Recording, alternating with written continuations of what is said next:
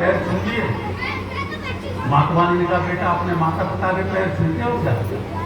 उसने कहा महाराज जब मैं छोटा था तब तो छूता था, लेकिन जब से बीटेक कर लीजिए ना, जब से बीटेक कर लीजिए। अच्छा बीटेक करने के बाद पैर छूना बंद कर दिया? हाँ महाराज। उन्होंने डांट दिया कि निकम में, इससे तो तू बिना पढ़ाई अच्छा था, कम से कम अपने माता पिता के चरणों को छूता। पढ़ के तने क्या कर लिया? पढ़ के तो तू संस्कारहीन हो गया, सिर्फ संस्कार और चलेगी पढ़। माँ बाप के पैर छूने में शर्म लगती है और माँ बाप की दौलत हड़पने में शर्म नहीं लगती। माँ बाप की दौलत हड़पने के लिए हर समय निगाह बनी रहती है, पैर छूने में बहुत शर्म है। भगवान आए हैं, उधर परीक्षित का जन्म हुआ उत्तरा से, जहाँ भगवान ने रक्षा की थी, उसका नाम विष्णुराज रखा गया। बाद में इसका नाम परीक्षित होगा। भगवान आए हैं, कुर्ता टोपी लाए हैं, भगवान बालक पसंद हो गया। बहुत देर से बैठा वो सोच रहा था तो वो कहाँ है, वो दिखाई नहीं दे रहा जिसने गर्भ में मेरी रक्षा की थी। तो बालक माता की गोद में आकर के उसे देख रहा है, वो कहाँ है जिसने गर्भ में मेरी रक्षा की। और भगवान आ गए, खिलखिला करके भगवान ने गोद में लिया, आशीर्वाद दिया, कुर्ता टोपी पहनाई भगवान ने। और इस तरह भगवान अर्जुन के साथ वापस हुए हैं। और फिर भगवान अपनी प्रक्रिया संसार में लौकिक प्रक्रिया पूरी करके गोलोक धाम को भगवान चले गए हैं और द्वापर समाप्त होने वाला है। अब कलयुग का प्रारंभ है। जब अर्जुन लौट करके आए और भगवान, उन्होंने युधिष्ठिर को बताया कि भगवान को अपने धाम को चले गए, प्रभास क्षेत्र में अपने धाम चले गए, तो एकदम युधिष्ठिर तो रोने लगे, अरे कलयुग आ गया, अब हमको भी चलना चाहिए। परीक्षित को राज देके छोटे से बालक को नाती, अभिमन्यु तो बच ही जाता है, अर्जुन का बेटा, ये नाती है, उसको राज दे करके सब 6 लोग चले गए हिमालय। 5 पांडव, युधिष्ठिर, भीम, अर्जुन, नकुल, सहदेव और कुंती और द्रौपदी। उनकी तो मर गई थी भगवान कृष्ण के वियोग। भगवान कृष्ण के वियोग में कुंती की प्राण निकली, द्रौपदी। और हिमालय पर चढ़ते गए, एक एक का प्राणांत होता चला गया है। सबसे पहले द्रौपदी का प्राणांत हुआ, फिर सहदेव का, फिर नकुल का, फिर अर्जुन का, फिर भीम का। और इसके बाद जब युधिष्ठिर महाराज अकेले रह गए तो वहां विमान आया स्वर्ग से लेने, वहीं पर एक कुत्ता आ गया, वहां पर कुत्ता आ गया आया। तो जब महाराज युधिष्ठिर विमान में चढ़ने को हुए तो महाराज ने कहा कि इस कुत्ते को भी लेके चलेंगे। देवदूतों ने कहा महाराज कुत्ता नहीं जा सकता, आप सशरीर जा सकते हैं, आपको अधिकार है वहां जाने का, लेकिन कुत्ता नहीं जा सकता। युधिष्ठिर महाराज ने कहा मैं कुत्ते के बिना इसे मैं यहाँ पर छोड़ के कैसे जाऊँ अकेले। लेकिन वो कुत्ता धर्मराज का ही स्वरूप था। वहां महाभारत के प्रयाण पर्व में लिखा है कि 5 चीजों का निषेध करो, घर में 5 चीजें नहीं होनी चाहिए। ये प्रयाण महाभारत के प्रयाण पर्व में लिखा हुआ है। भूखे बर्तन, टूटी चारपाई, 2 कुत्ता, मुर्गा और अश्वत्थ। अश्वत्थ माने पीपल का। ये 5 चीजें घर में नहीं होनी चाहिए, ये महाभारत में लिखा है। ठीक है, भूखे बर्तनों से घर में कली का प्रवेश होता है, टूटी चारपाई से घर में लक्ष्मी नहीं आती है, गरीबी प्रवेश करती है।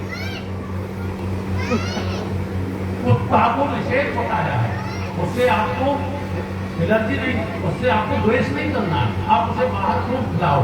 लेकिन कुत्ते को घर में रहना बहुत बड़ा दोष बताया है शास्त्रों में। इसे मैं इसलिए नहीं ज्यादा बताऊंगा, कुछ लोगों को चलने अच्छा लगे, लेकिन बहुत बड़ा दोष है कुत्ते। और मुर्गे को पालना, मुर्गा पालना, मुर्गा घर में नहीं पालना चाहिए। और 5वां अश्वत्थ माने पीपल का पेड़। घर में पीपल का पेड़ नहीं होना चाहिए। क्यों? क्योंकि पीपल पर सभी देवताओं का वास है। अत्यंत पवित्र वृक्ष है पीपल। शायद इस धरा का सबसे उत्तम वृक्ष है तो वो पीपल। आप नेपाल में जाइए, अशोक के समय तो अगर पीपल जब काटा जाता था तो सोने की कुल्हाड़ी से काटा जाता था। आज नेपाल में जब नेपाली लोग निकलते हैं और रास्ते में पीपल का पेड़ हो तो वो अपने सिर की टोपी उतार लेते, टोपी उतार इतनी श्रद्धा।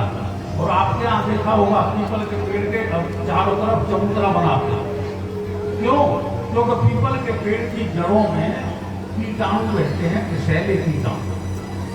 घर में इसलिए नहीं रखना चाहिए।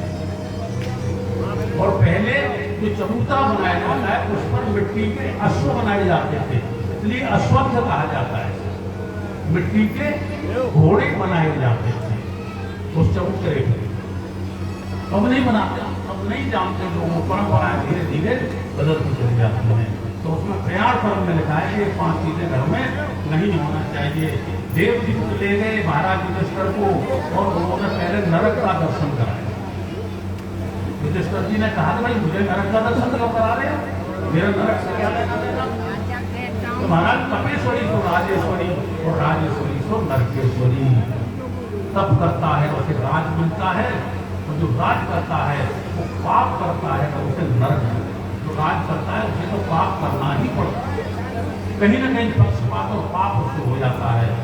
और उन्होंने कहा, अभी मैंने बताया द्रौपदी की साड़ी किसकी रही, द्रौपदी की साड़ी युधिष्ठिर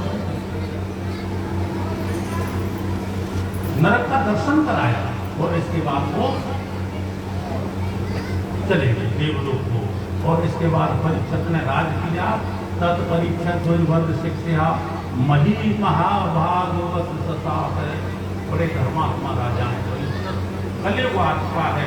और एक दिन राजा परीक्षित वन में गए, भ्रमण के लिए गए हैं। तो उन्होंने देखा कि एक गाय और एक बैल खड़ा हुआ है। बैल के 3 पैर कटे हुए हैं, केवल एक पैर पर बैल खड़ा है। आंखों में आंसू आ रहे हैं। गाय भी वही है, गाय गौ माता कौन है? ये धरा है, पृथ्वी है। और बैल जो है वो धर्म का रूप है। बैल धर्म है और गौ ये पृथ्वी। 3 पैर कटे हुए हैं। राजा परीक्षित ने देखा, बड़ा धर्मात्मा और यशस्वी राजा परीक्षित। उसने कहा ऐसा कौन दुष्ट पैदा हो गया मेरे राज्य में, जीव को इतना कष्ट। 3 पैर कहाँ गए इसके? ये 4 जो पैर हैं धर्म के, ये कौन से? सत्य, तप, पवित्रता और दान। ये 4 पैर हैं, 3 पैर कटे हुए, केवल एक पैर जो दान का है वही बचा।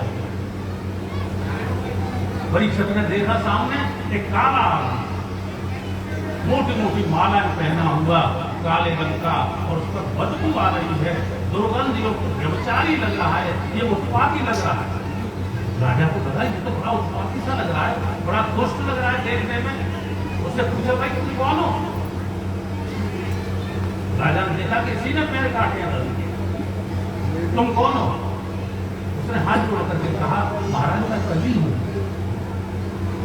32 वर्ष से आपके राज्य में घूम रहा हूं, लेकिन आप इतने धर्मात्मा हैं कि मैं आपके राज्य में प्रवेश नहीं कर पा रहा हूं 32 साल से। तुमने पैर काटे बैल के, मैं तुम्हें जिंदा नहीं छोड़ूंगा, मैं तुमको जिंदा नहीं छोड़ूंगा। कली ने कहा, महाराज आप यशस्वी राजा हैं, शक्तिशाली हैं, आप मुझे मार नहीं सकते। मैं समय हूं, मैं काल हूं, आप मुझे कैसे मार सकते हैं? आप मुझे नियंत्रित कर सकते हैं, आप मेरी स्वच्छंदता को छीन सकते हैं, आप मुझे कंट्रोल कर सकते हैं, आप मेरी स्वच्छंदता पर अंकुश लगा सकते हैं, लेकिन मुझे मार नहीं सकते।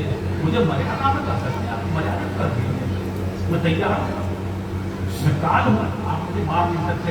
मुझे स्थान दीजिए रहेगा, मैं कहाँ रहूं? यही रहूंगा, मैं कलयुग, कलयुग प्रारंभ हो गया।